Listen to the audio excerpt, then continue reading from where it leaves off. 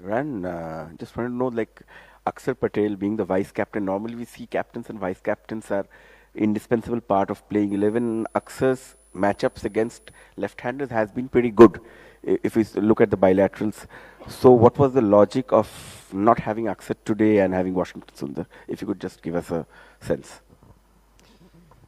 Yeah, we spent so much time deliberating about the 11, the last couple of days, and I guess the only way that it sort of didn't play into our hands is if we did have the ideal start like we did today with getting Quinton and Rickleton out so early. We were kind of looking at matchups more in the middle, and then obviously someone has to give way. So, do we leave a batter out and get another bowler in? In hindsight, that looks like the right decision. But obviously, playing it forward and making decisions at the time, we felt we needed Rinku, as an eighth batsman, so to speak. And the decision was based around there. But certainly, it's not to take anything away from Axar and his leadership and how important he is to the team. But like we face almost every week, to try squeeze 11 places into 15, we're finding tricky, and we need to make sure we get that spot on for the next two Super 8 games.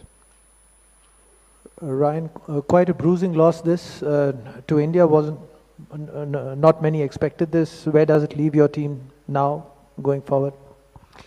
Very disappointed in the performance, but when you set out to win a World Cup, don't expect someone to come deliver the World Cup to you on halfway through the competition. So we understand we've made a lot of mistakes tonight.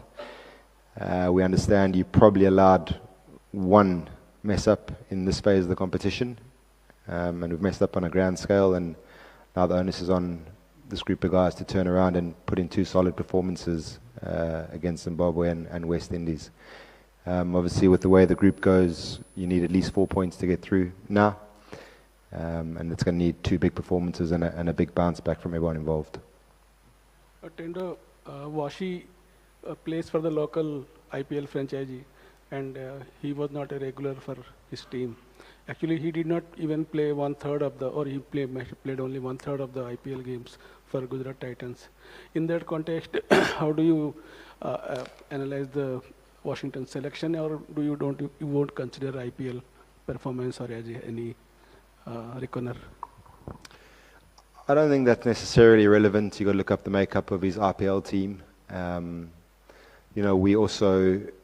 We know what Washi's done while he's been with the Indian team, and we judge him on that. And a big part of the strategy today was how well he bowled in the T20 when he bowled in the power play, and that was obviously a big part of the strategy today, going with 3 out-and-out bowlers plus Washi, and two guys making up the fifth bowler. Winning that power play was going to be super important, and we more envisaged him bowling 2 overs in the power play, not knowing that they were going to be 30 for 3. And then obviously it gives you the luxury of slotting somewhere in the order with the bat as well. So on balance, that was the decision, and given the fact that we thought the majority of the threat was going to come from the left-handers, and like I said, we wanted to play the extra batters, so it left us with one choice between Washington and Axar, and today we chose to go with Washi. Tendo, hi.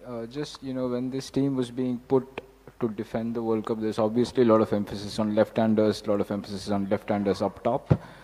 Today, 3 left-handers, all of them dismissed in the power play. Again, South Africa opening with an off-spinner. Will this team management and leadership group have a talk about bringing back somebody like a Sanju Samson just to break that top?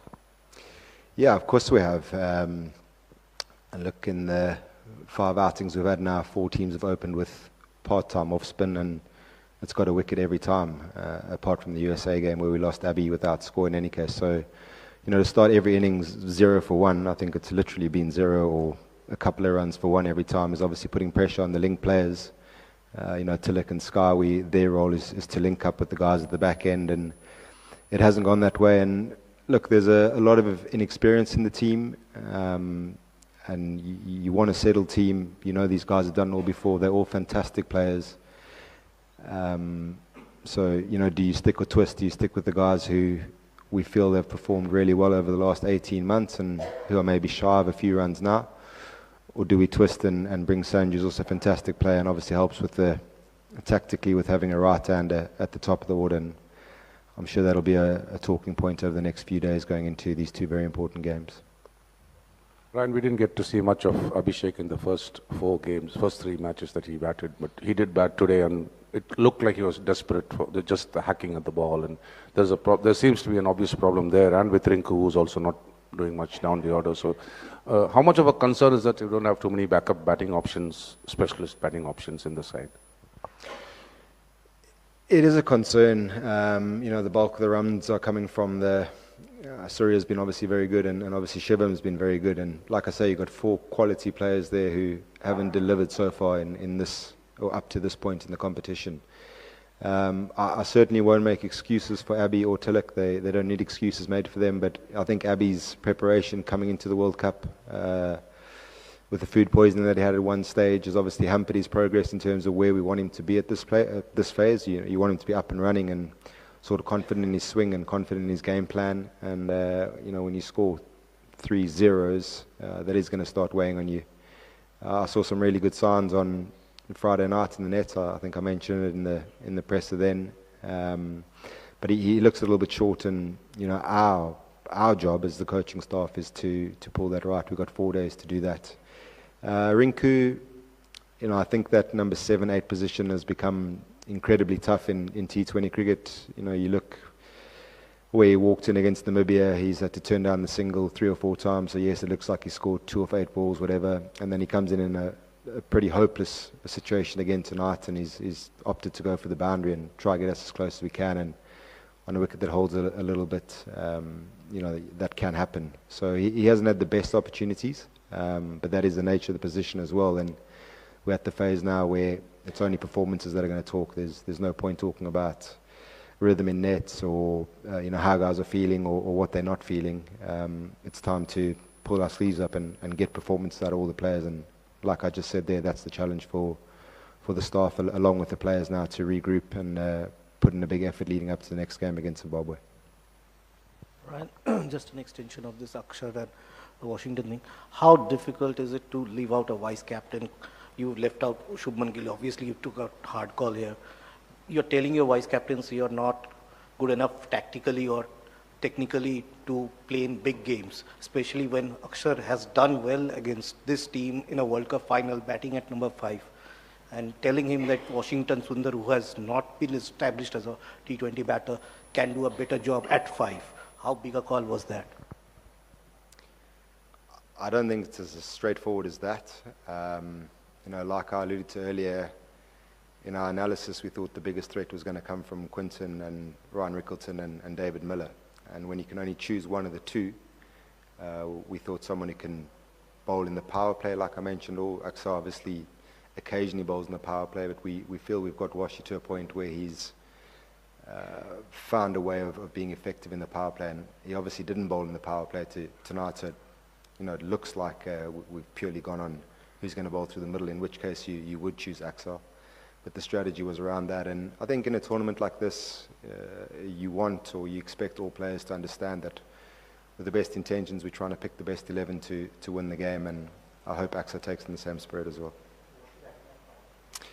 Yeah, again, I think if either of them had played it, it would have been the same role. If we're a couple down, we've tended to use those guys as a sort of standard operating procedure where you try extend the link before you get to Hardek and Shivam. And if Aksa had played in that team today, he would have walked in the same position at whatever we were, 20 for 3. Ryan, when Team India gets back to the drawing board, what are the 3 big areas that you will look into right now?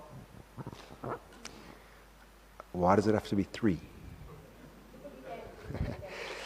Look, I've sort of banged the drum about it, but I think the biggest challenge to us is finding a way to play on wickets that are not typical to what we're playing on. And again tonight, to have that strangle on South Africa, 30 for 3, whatever they were, and then to sort of adopt a defensive bowling strategy. Again, I thought that was a missed trick where you sum up the conditions and you say, look, if you bang length on this pitch, it's pretty hard to score. And same with the bat. There was obviously a bit of hold in the wicket, and when you lose Ishan in the first over, and you've got 3 quality seamers like they do. I think again it needs a little bit of assessment and application, and it's a fine line between pulling the reins and stopping guys from playing the way they play. But I think it's come to the point now where the intervention of saying, guys, there's different ways to go about a chase. So even setting a score, and like I say, we've spoken about it a lot, but we haven't implemented it across the board, and I think that's cost us in some of the performances with the bat so far. How's it, Ryan? You touched a little bit on the batting approach, but it's not often we see an Indian side that kind of so tied down by a bowling attack. And South Africa have played here a lot, so they kind of know what to do, but they haven't played on a black soil pitch yet. What did you think their bowlers did that made it so difficult to score?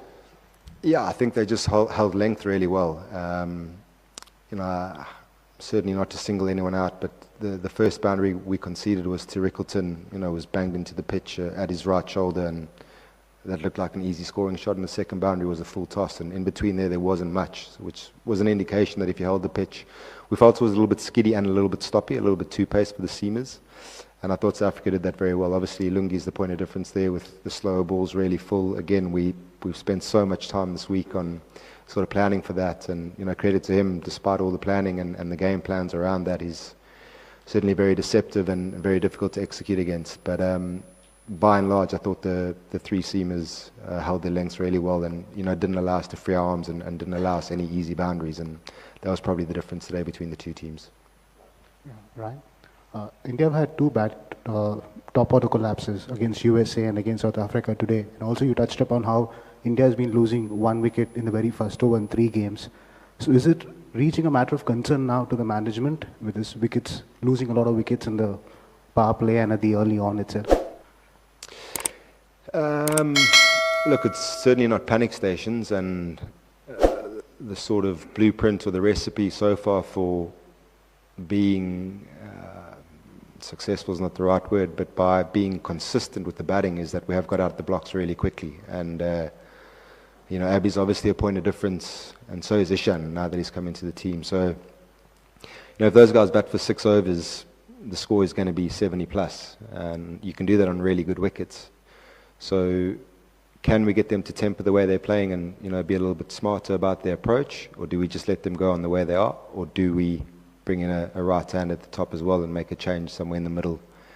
Those for me, those are the 3 options we have, and we'll be deliberating that in the next few days and putting our best 11 out to come Chennai in a couple of days. Ryan, after the USA game, you told that our team has got the wake up and shake up call, and in this game we lost very poorly. But what was the conversation in dressing room? Did the 20 runs over during the last phase, which we gave away, there we lost the game, or the early wickets? What was the conversation with the players or inside the team management? We haven't had a chance to talk to the players yet. I've been whisked across just straight away. But no, you want to be very careful when you're apportioning blame. So I'll go back to the things I said earlier, is assessing and a few key moments. 2 no balls in an important game like this. If you do the maths now quickly, that's 14 runs, which is sort of 8% of the runs given away before you've even bowled the ball. And then look, with the last over, Hardik bowling with 4 fielders out is always going to be a challenge. So we did look at Bumrah bowling 20 and Hardik bowling 19. That could have been a tactical thing that we might have done. So I think it's all these small things put together, and as a group we'll take responsibility for that. And I think against good teams and at the pressure point of the tournament, unfortunately you have to get majority of those small decisions right, and we missed a few tonight. Thank you.